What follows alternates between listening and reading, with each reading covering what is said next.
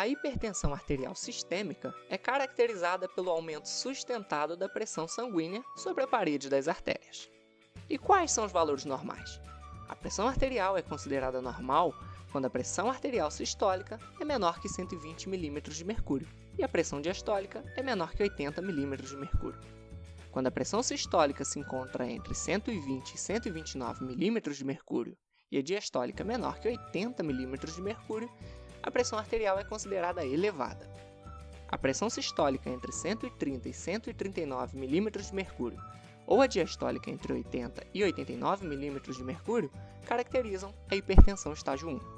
Quando os valores se encontram acima de 140 mm de mercúrio para a pressão sistólica ou acima de 90 mm de mercúrio para a pressão diastólica, é caracterizada a hipertensão estágio 2. E quando os valores ultrapassam os 180 mm de mercúrio para a pressão sistólica ou 120 mm de mercúrio para a diastólica, temos um quadro de crise hipertensiva, e neste caso, a consulta médica deve ser realizada imediatamente. E qual é a prevalência mundial da hipertensão? Os dados de prevalência são alarmantes. Estima-se que 1,3 bilhão de pessoas no mundo vivem com hipertensão arterial sistêmica. E quais são os fatores de risco para desenvolver a hipertensão? Existem alguns fatores de risco que são modificáveis e outros não modificáveis. Entre os modificáveis, podemos citar a ingesta excessiva de sal e alimentos ricos em gordura saturada, o tabagismo, o consumo de bebidas alcoólicas, o sobrepeso e o sedentarismo. Entre os fatores não modificáveis, destacam-se o histórico familiar de hipertensão, idade superior a 65 anos, a presença de doenças coexistentes como diabetes e doença renal. E quais são os riscos para quem já tem hipertensão? A hipertensão aumenta consideravelmente o risco de acidente vascular encefálico, perda de visão, insuficiência cardíaca, infarto do miocárdio, disfunção sexual e doença ou insuficiência renal. E como o exercício pode ajudar? O exercício funciona como uma ferramenta não farmacológica de prevenção e tratamento da hipertensão. Um dos grandes benefícios do exercício em relação à hipertensão é o fenômeno conhecido como hipotensão pós-exercício, a HPE. Mas o que é a HPE? A hipotensão pós-exercício é definida como a diminuição da pressão arterial após uma sessão de exercício para valores menores que os medidos antes da sessão, ou em uma sessão controle sem exercício. Neste gráfico, podemos observar um exemplo de hipotensão pós-exercício. O eixo Y na vertical representa os valores de pressão arterial.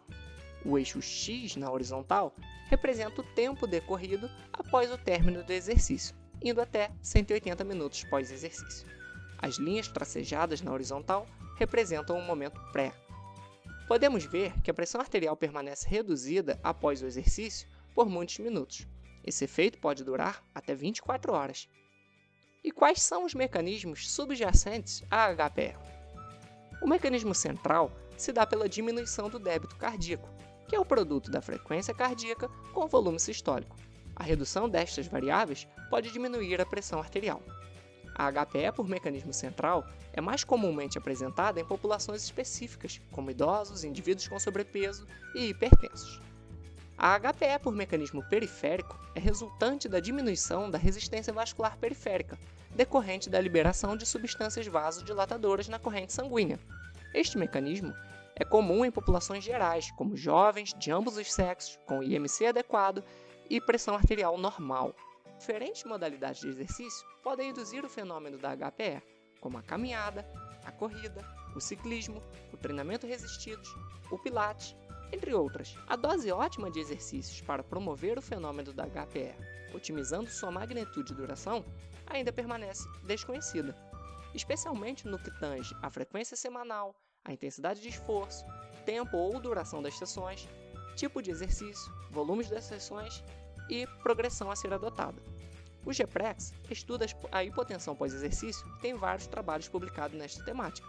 Acesse www.gprex.com e confira todos os nossos estudos e linhas de pesquisa.